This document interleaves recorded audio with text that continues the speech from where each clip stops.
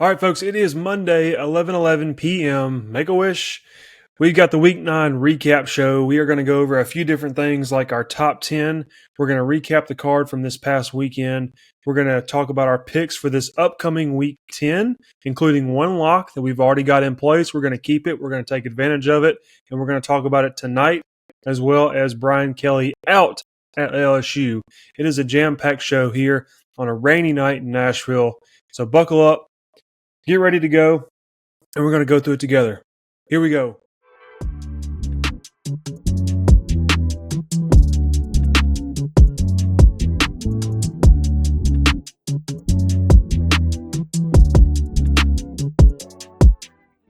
Alrighty, welcome in. It is a amazing Monday night here. We have so much to be thankful for, and I have not done this yet on the show, but I decided that enough of this was going on that it needed to be addressed. So I wanted to kind of get real with you for a second. I think that's fair.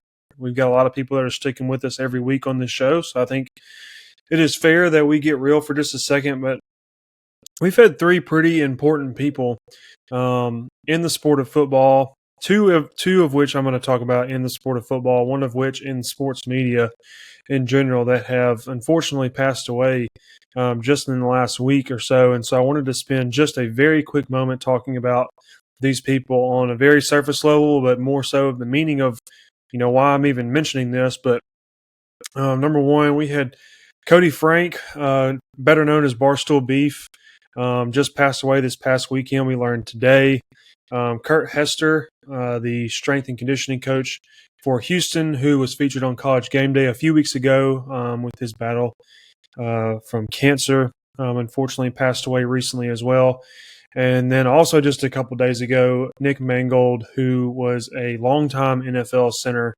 And all three of those people, the common denominator in all of them, because they are all vastly different in their life. And again, I don't want to talk about them like I know them personally. I don't. But what we can see is that they all had one common denominator, and that was their kind, caring attitude and their amazing personalities that they had. And, it really puts life into perspective when you have something like that.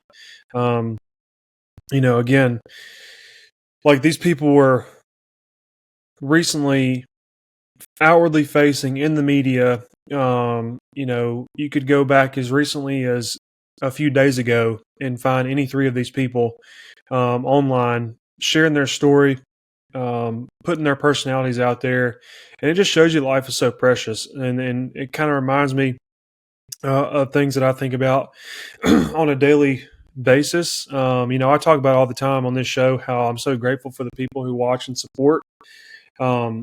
And as you would expect, a lot of those people are family. I actually just learned yesterday that, I have a lot of family of mine that watch the show that I did not know. I was very fortunate to find that out through my wife, who's obviously my number one supporter, and actually said she wants to be on the show soon. So we'll find a way to get her in there. But she said, "Yeah, you don't even realize, but." So and so watches, so and so watches, so and so watches. It just goes down this list of family members who, just so grateful to have. And it kind of just shows you that, we don't know when our time is coming to an end in this life on this earth. And we're so blessed that God provides that for us. And just like these three amazing people that we've lost in the last week or two shows that, nobody can escape what is coming, but it's that the important part is that we're prepared and that the people that are around us know how much we love them. And so take a moment and call your loved ones, tell them you love them, tell them how much you mean to them. If you got something going on, mend it, cross the bridge, get over it. And, you're going to really feel so much better about it afterwards. And this is coming from somebody who has lost both of their parents. I lost my dad just this year, and I lost my mom in 2014 at the age of 12. And so obviously being 28 now with no parents, it really puts life into perspective, genuinely. So, again, we don't try to talk about this stuff too much, but I thought that this is the week after all these different things that it was much needed. because we had this going on, and at the same time I hear about, how supportive my family is of me, and none of them seeked recognition. None of them wanted me to know.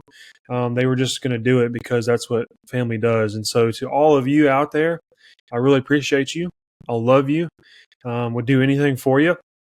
And that goes for anybody out there. I consider everybody that listens to this show family of mine. So if there's any way that I can help you, if I can bring you closer to Christ, please let me know. But yeah, I think this just, I'm sorry to have to kind of go on a deeper, darker end. And we've not really done this before on the show, but I felt it was necessary considering that two of these three amazing people were in the football world, and that's kind of what the show's about. It's about football, college football specifically.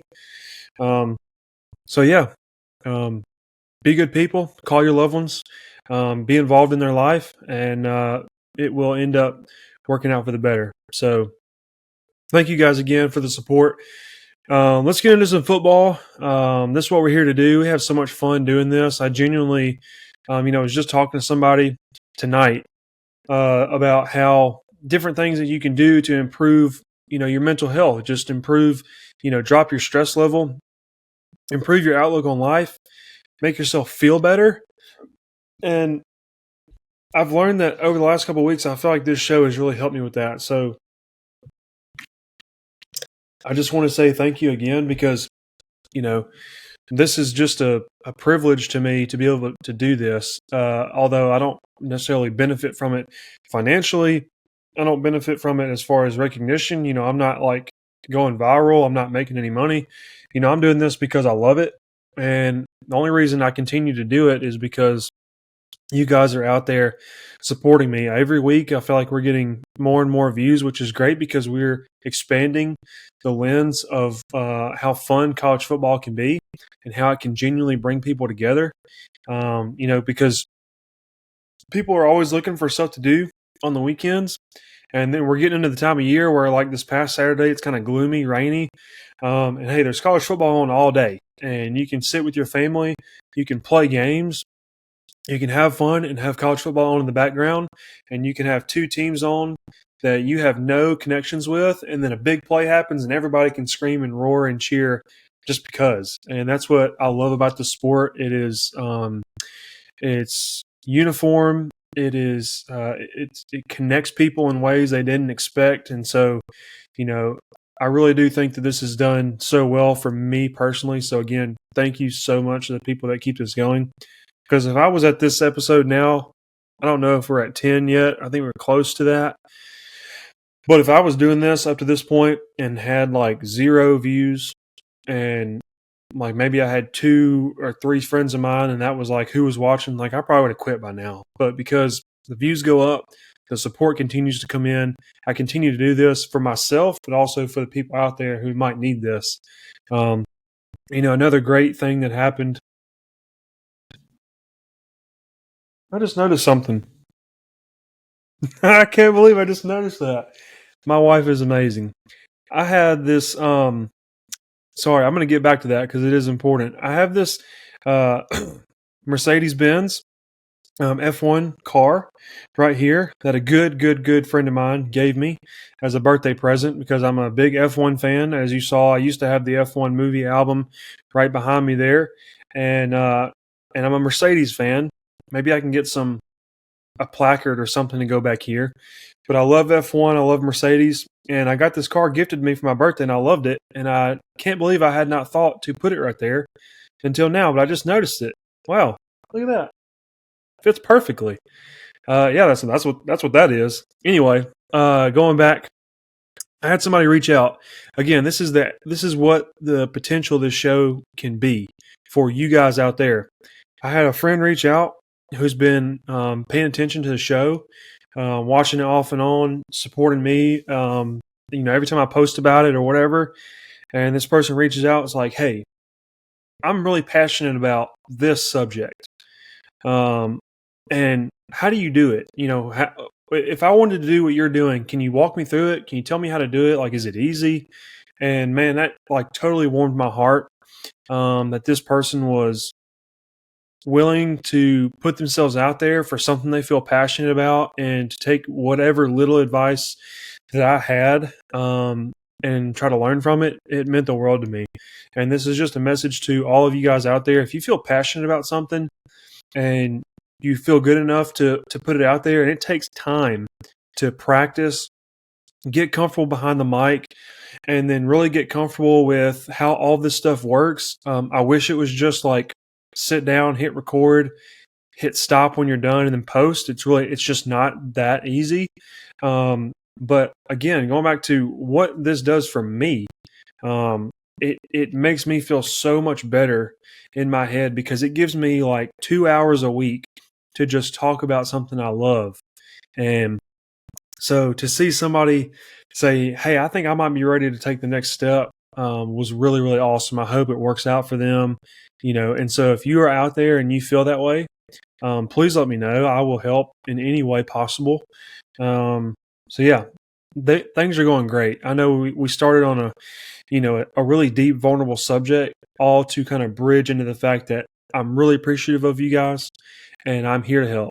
Always. If you need help starting a show of your own, if you need help coming closer to Christ, He's your Lord and Savior. He loves you. He's going to save you. And He means the world to me, and I hope that He can do the same for you. So if you need help in any way, you guys please let me know. You guys mean a lot to me. You're my family. Everybody out there, family. So,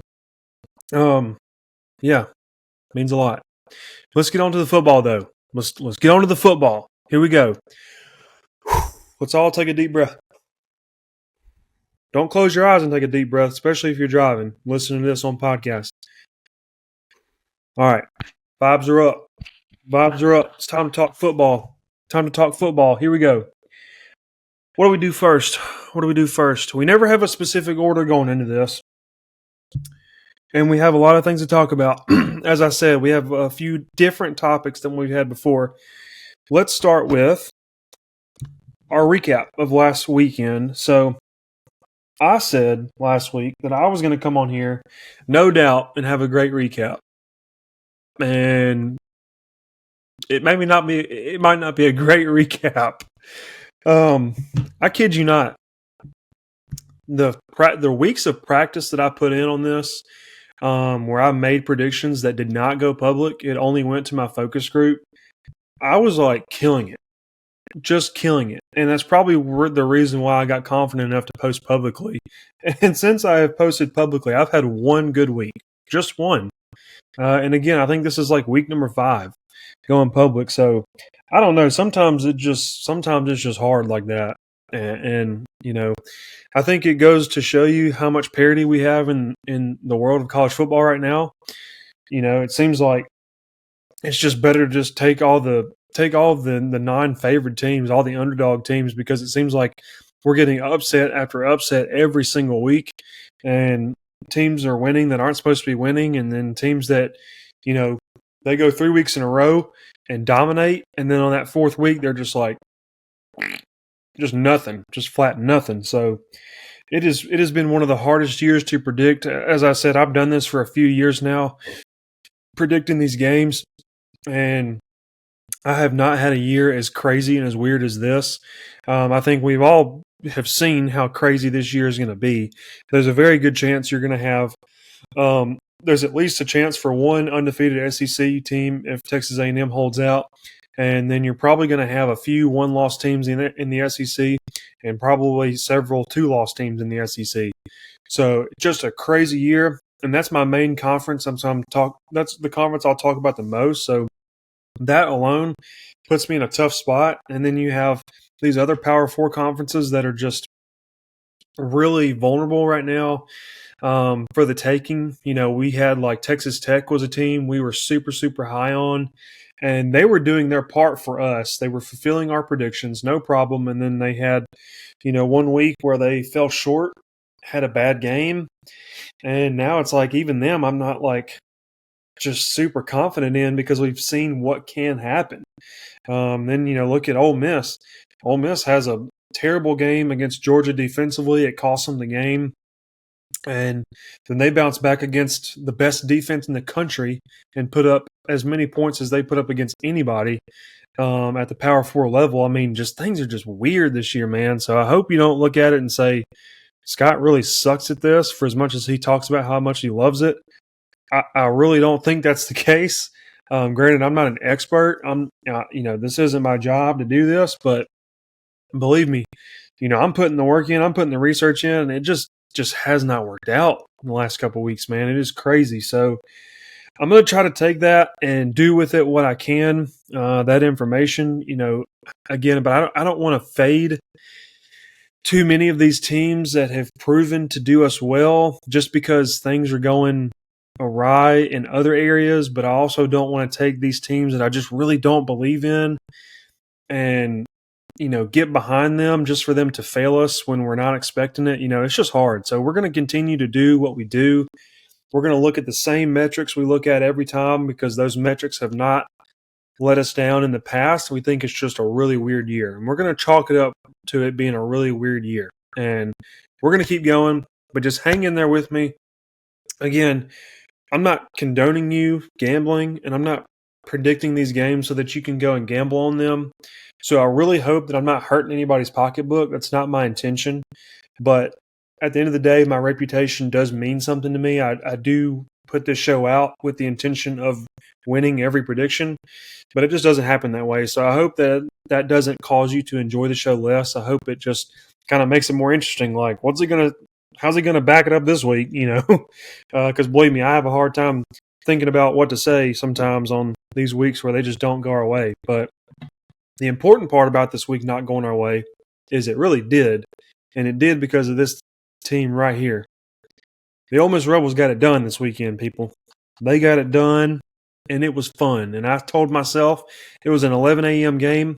I told myself if we win this game, I don't care how the rest of the day goes. I couldn't care less how the rest of the day goes, and they got it done.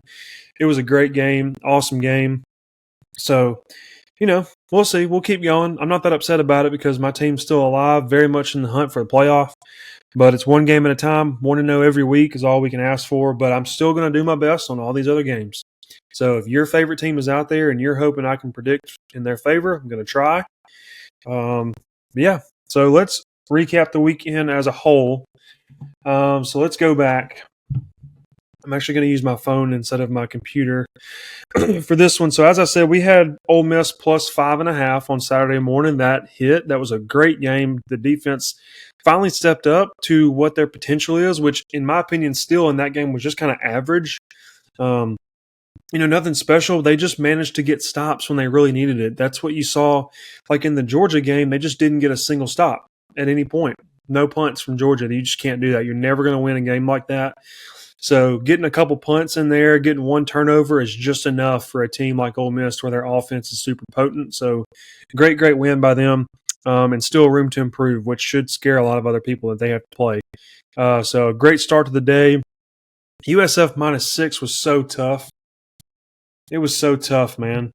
They had that game, man. They were in control against Memphis. And as I kept up with it, obviously these other two games in the morning slate, I did not get my eyes on because I was watching Ole Miss pretty much exclusively on the big screen. I'm a multi-view guy, but not when Ole Miss is playing. And from what I could tell, they had enough of a lead in the second half even that they just kind of had to maintain what they had. They were up by 2 possessions for a lot of the game. And somehow or another, I haven't watched the highlights yet. They just kind of gave it away pretty much as the meat and potatoes of that. So it was really unfortunate. I hated to see that happen because I always want to go above 500 in each time slot because then you get above 500 on the whole day. So I really needed that to turn out. Arkansas was kind of the same, man. Arkansas was down early. They worked their way back. Like they weren't down big, but they were down, one, maybe 1.5 possessions early. They got a huge pick six, got themselves back in the game, and then, they were able to lose. We had plus 2.5 on Arkansas, so they could have lost by 2 points and still covered that number. and they got up by like 10 or something like that. And then I felt really good, just like USF, and they just kind of slowly but surely gave it away. So it was pretty upsetting morning minus the Ole Miss game. But then at that point, I really didn't care how the rest of the day went. In the afternoon, we had Iowa State minus 2.5. Again, Iowa State was up multiple possessions, found a way to give it away at the end. BYU is a good team. I really thought Iowa State was going to be able to hold on to that, what they had, and finish that game out, but I think they got their lead a little too early, a little bit earlier than what these other two teams did, USF and Arkansas. So there was just too much time for BYU. They ended up coming back and winning that one outright. So, they keep rolling. We'll have to keep an eye on BYU. Alabama minus 11.5. That game was crazy. I think South Carolina just, I don't know, gave them something they weren't prepared for. I have no idea, but I like that they gave a good performance the week before the Ole Miss game because it's going to give Ole Miss great tape to watch. They probably put out a lot of their best stuff against Alabama. So I'm confident that it's going to only help Ole Miss this week, but still an unfortunate end to that game, although Alabama did win the game. I've always said if you're not going to cover the number and help me win my prediction, I'd rather you just lose outright. But, of course, they won in crazy fashion at the very end, just like in Alabama style. I just dropped my top to this water. We're going to have to be extra careful the rest of the show now. I've got nowhere else to put this water but on my desk. I've got to be careful. You guys hold me accountable. Remind me to be careful. And then we had Vandy minus 2.5. That was a Tuesday lock. We are now 2-2 on Tuesday locks, but that game was awesome. Vandy pulled it out. Man, I want Vandy in the playoff bad. I want them in the playoff bad because they're a fun team. A lot of people talk about where they're going to go once Pavia's gone after this year. I'm not as concerned because what I'm seeing right now is they're utilizing the personnel that they have on the field as good as you can. And that's a testament to coaching as much as it is their skill on the field. So my hope for Vandy is that they have a great year to finish the year, make the playoff, maybe make a run, do something they've never done in their program history before. And when Pavia is gone, bring in some good talent because of the momentum you've built, and then work around that talent. Create a new system. And something they do super well is they prepare and go right at people specifically for their weaknesses, and it really works for them, and I like it a lot. Clark Lee is doing great over there. So great game by them. Great win to put Missouri away at home. And then we only had one game for Saturday night, and that was Texas A&M minus 2.5, and that was obviously a huge win. They basically ended Brian Kelly's career at LSU. So that puts us at 52-45 on the year, so not bad. 52 wins, 45 losses. As long as we stay above 500, that's good for us. I would say anybody that does this for a living or for a job or for fun or whatever, anybody that is doing this and stays above 500 is probably feeling pretty good about it, and especially me. Considering it's my first year being public. So I'll take it, man. I'll take it. So we went over some games from last week. So now let's do the top 10. With the top 10, because now we can kind of bake in some of these results, I will tell you there is very little changed about it because everybody in the top 10 won. At least everybody in the AP top 10 won. We do our own poll. It's typically a little bit different than the AP, but all the teams in our top 10 as well won. So we had one change, but I will go over it. Because there's only one change, I'm going to go over it from 1st to 10th. So we did not move Indiana or Ohio State at 1 and 2. I was very, very tempted to move Ole Miss up into 3 or 4, but here's why I did not. I have Texas A&M remaining at number 3. Number 4, Alabama is remaining there. And number 5, Georgia. All of those are unchanged, unmoved. And here's why. I believe that Ole Miss is a top 3 team in the country because of how good their offense is and all they need. The offense is so good that all they have to do is get a couple stops per game. I don't think that's too much to ask from this team. We've seen them do it. And we've seen them do it on the road now at Oklahoma, which is a very good team. If John Mateer is 100% healthy, we've seen the potential there. He's not there yet, but he's going to get there eventually. But I couldn't put them above Georgia simply because Georgia beat Ole Miss, and I'm a firm believer. And if you beat somebody, you don't deserve to be behind them if the records are very similar. So in this case, Georgia has one loss. Ole Miss has one loss. So I'm not going to put Ole Miss above Georgia because Georgia beat them. So I couldn't really do that. I couldn't justify that. And then I couldn't put them above Alabama at number 4. Like I couldn't move Georgia above Alabama because Georgia lost to Alabama at home nonetheless. So I kept Alabama where they were. And because I couldn't move Georgia up, then I couldn't, in theory, move Ole Miss up, in my opinion. This is my top 10. So I have Ole Miss remaining at number 6. Vandy is still at number 7. I think Ole Miss is a better team than them. And I think Georgia, they've lost to Alabama. I think Georgia would give them a run for their money. So I have not moved Vanderbilt. I kept Georgia Tech at number 8. They're still very impressive, but I think they lose to the 7 teams ahead of them in this ranking. I still have Texas Tech at number 9. I'm starting to get a little worried about Texas Tech, although it's not in a, again, this top 10 is not predictive. It is not a prediction of how the season is going to end. It is simply a body of work evaluation. And Texas Tech has only lost one game. I don't think it was a game they should have lost.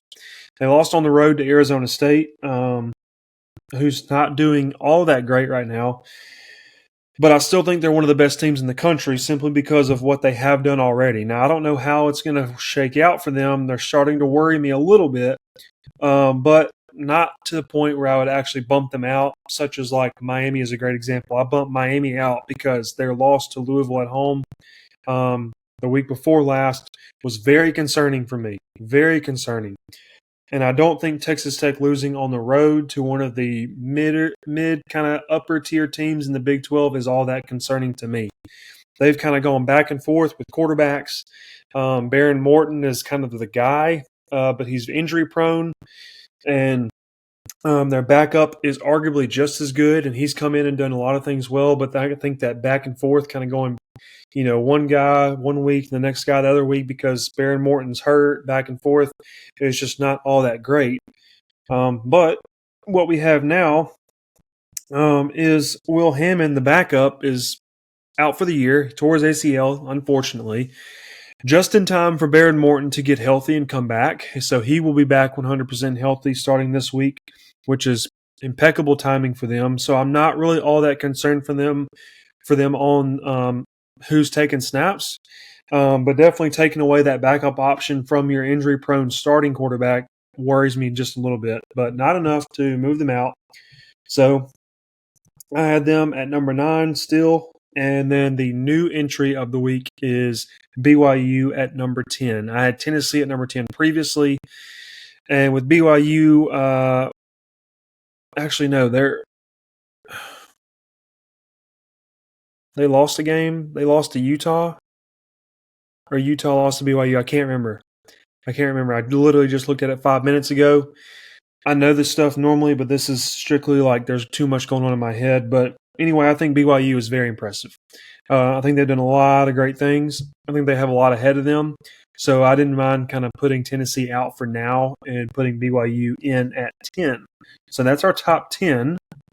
Before we get into next week's card and our one lock of the week where we'll wrap up, I'm going to go into the topic that everybody's talking about, and that is Brian Kelly is out at LSU. Now, we have gotten, literally minutes before this show started, some fantastic news.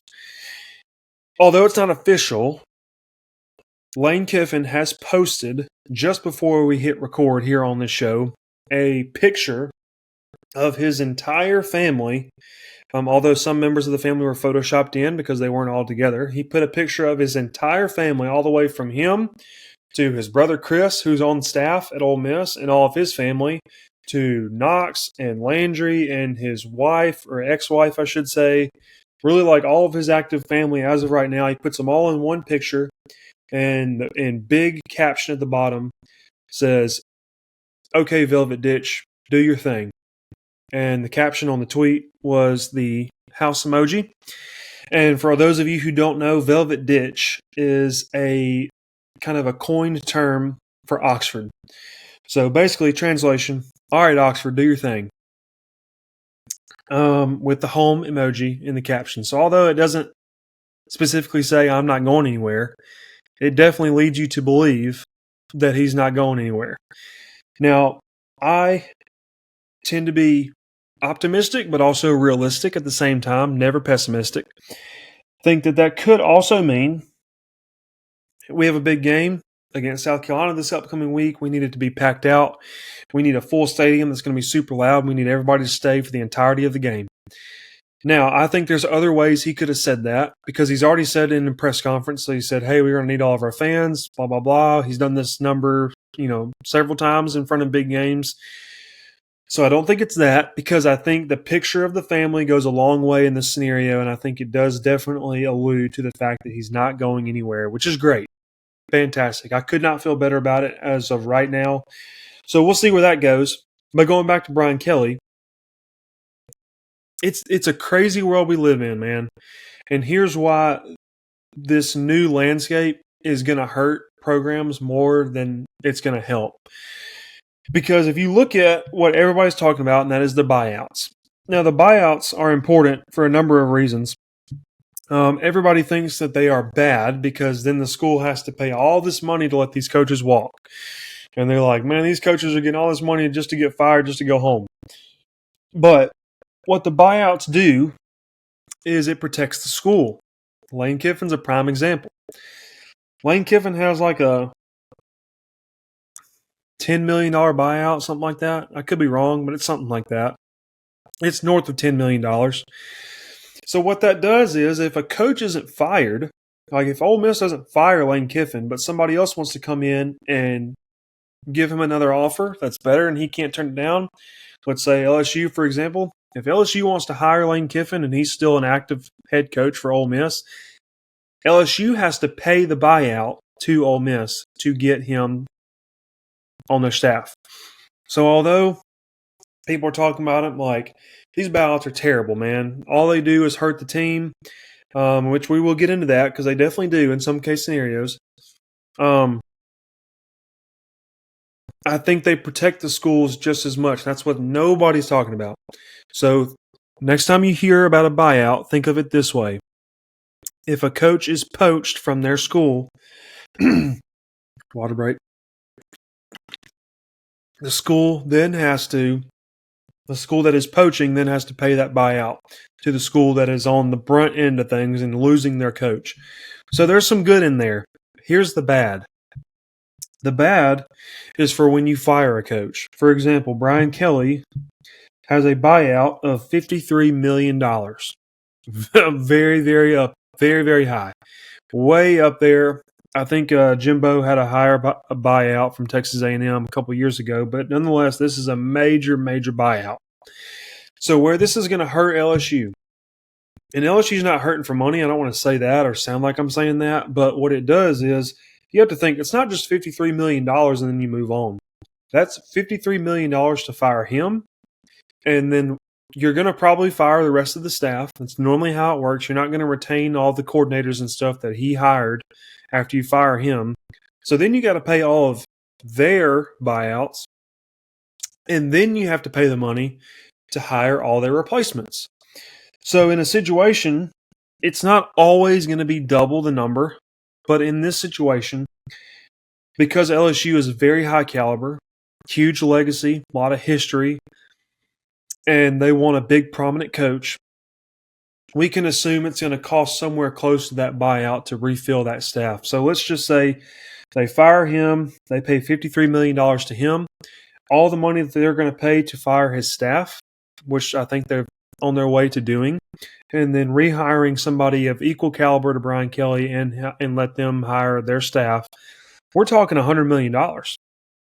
And LSU might have $50 million laying around.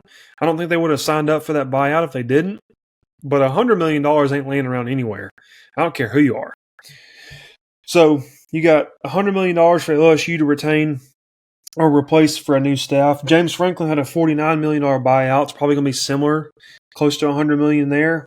Billy Napier had $20 million, so you're talking $40, $50, $60 million there to replace all of that staff. And the list goes on and on, man. That's where you get into trouble.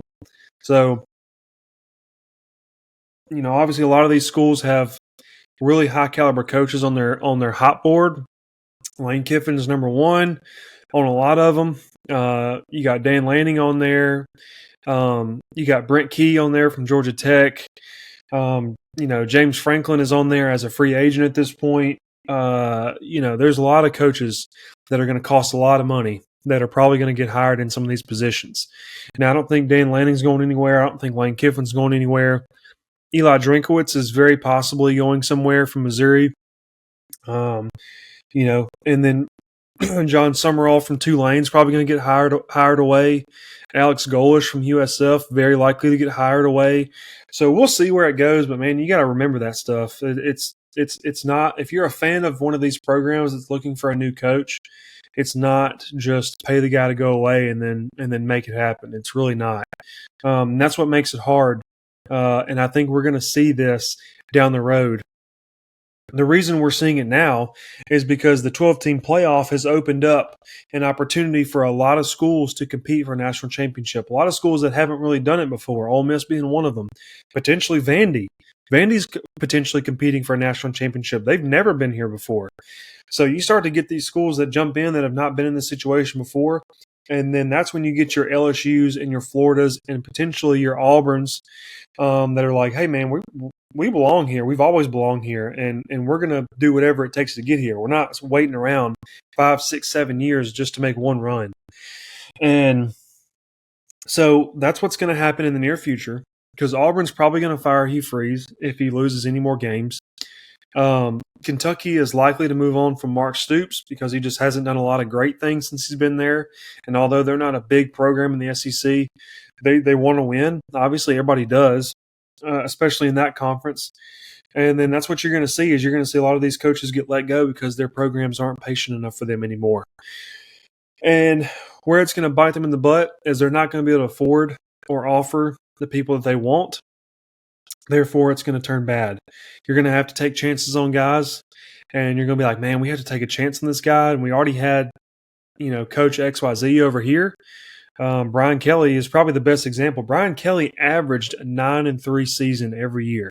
If you take all of his wins and losses and combine them into an average for the number of years he was there, he averaged a 9-3 record. Now, although 9-3 probably won't get you a shot at the national championship, you are one game away from 10-2. One big break away from 10-2. And maybe a couple big breaks away from 11-1, and that is national championship caliber. And so I think a lot of people were surprised with him getting let go, and that's just what you're going to see. It's going to be a cruel world out there until people realize you just got to be patient in this landscape. You just have to be.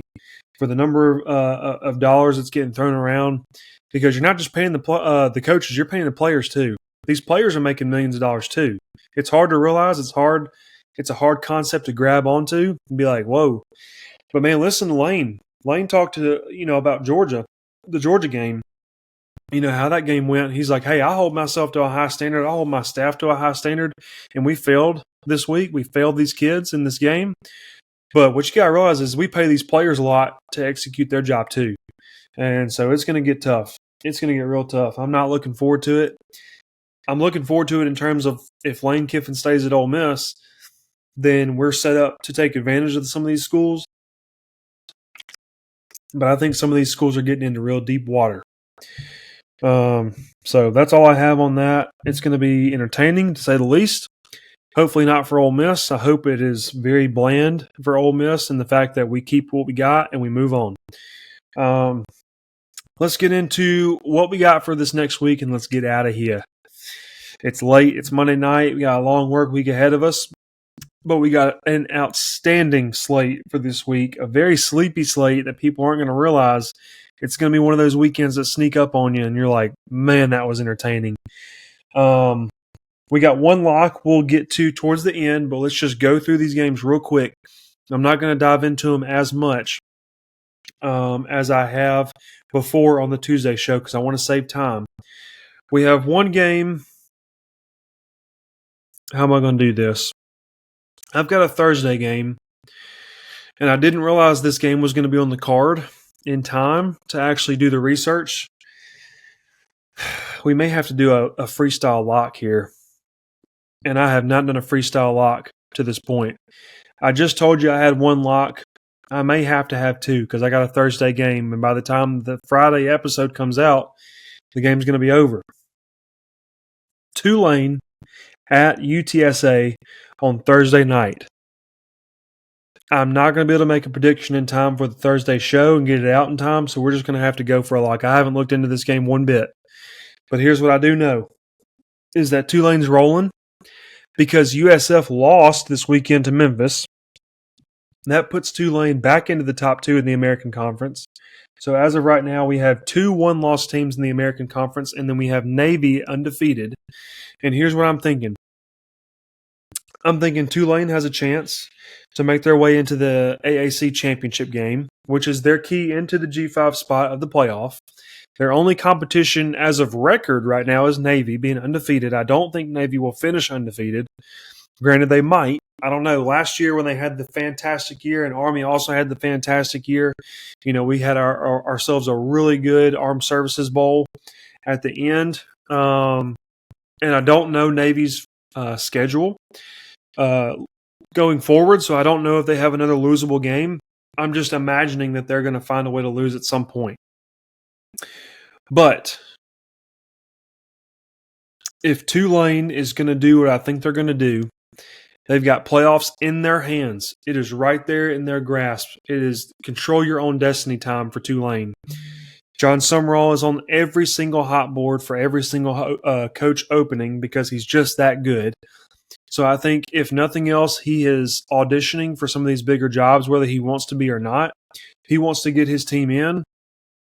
UTSA has lost multiple games in the AAC so far. I don't think that Tulane going on the road is all that scary to me, especially because it's a Thursday night game and crazy things happen in Thursday night and Friday night games.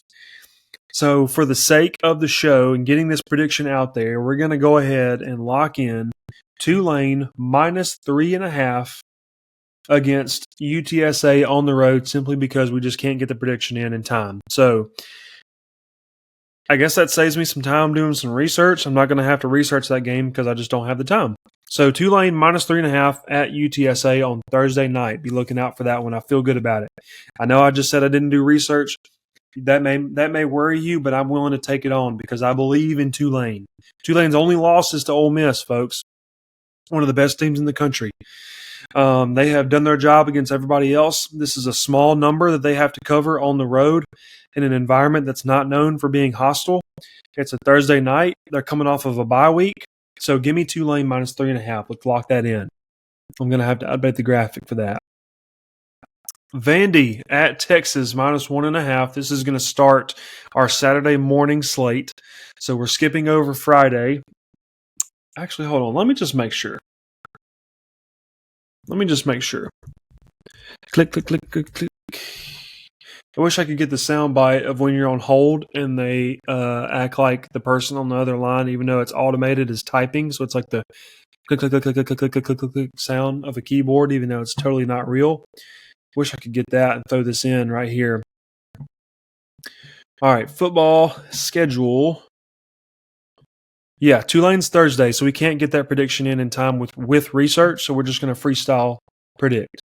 Freestyle prediction, Tulane minus 3.5 on the road at UTSA Thursday night. Enjoy that game. It's going to be fun. Moving to Saturday, again, I already said it, Vandy at Texas minus 1.5. We have Rutgers at Illinois minus 12.5. That's Saturday morning. Moving to Saturday afternoon, we have Texas Tech at Kansas State. Kansas State is a home dog at 7.5 points. Moving to Saturday afternoon, we have Moving to Saturday night, we have a huge Saturday night slate. The biggest game for me, South Carolina at Ole Miss. Ole Miss favored minus 12.5 at home with playoff hopes right in their grasp. Georgia Tech at NC State plus 5.5. We love Georgia Tech on this show. Here is our other lock of the week that we will have time to research and predict, but we feel so good about it. I found my water bottle top. Don't worry. Let's take one more swig and then we will close that up for the sake of all the equipment on this desk. Second lock of the week for Saturday night, Oklahoma at Tennessee. Tennessee is -3 as of Monday night, 11:57 p.m. We're almost at Tuesday morning. Jeez. We're going to lock that in because Oklahoma, I believe a lot in your previous week means a lot, not because of like, oh, well, Oklahoma just lost, so they're just going to lose again. Not that at all. Simply being Oklahoma lost this past week. Tennessee was off, so Tennessee has 2 weeks to prepare for them. No. Tennessee was off, I believe. But what Tennessee is going to get from that is they're going to get fresh tape from just a week ago, and it was a loss. They're going to see every hole. They're going to see every way that they can exploit Oklahoma. And although Oklahoma has a great defense, I think their top 10 every statistical category on defense going into the Ole Miss game was proven to be a little bit fluffed from their competition that they had played previously. So I feel really good about the Tennessee offense and what Josh Heupel can stew up against that defense coming off of a great week of tape they're going to be able to get from that game.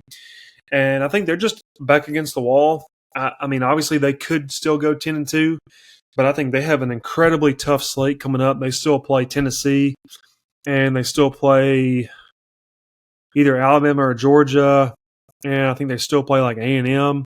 I don't know. They have an incredibly tough slate coming up, so I think Tennessee is like the least of their worries right now. So I think they're back against the wall a little bit. I don't know that they're going to be able to recover, so I think Tennessee in this game is what I like without – and I want to take advantage of the number. So the number's at 3 right now. I could see it moving 1 point either way.